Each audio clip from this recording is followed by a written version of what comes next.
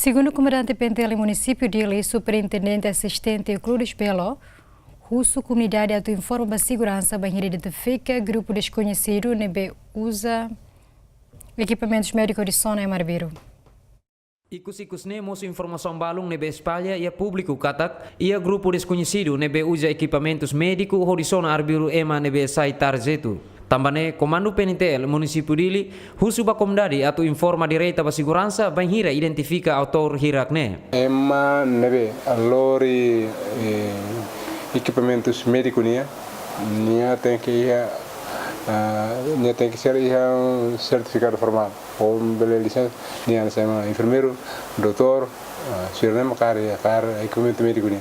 O resto se ira bem nessa hau né lá os caras seringa lá os da hau é qualificação né então a mim se me informação considera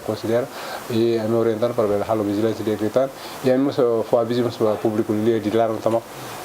se para ver suspeita é uma ruma né bem desconfiar que lá é médico macar seringa matunsa bem informa que era sempre imediatamente linha comando pentemos pedir para me foto medida de liga mais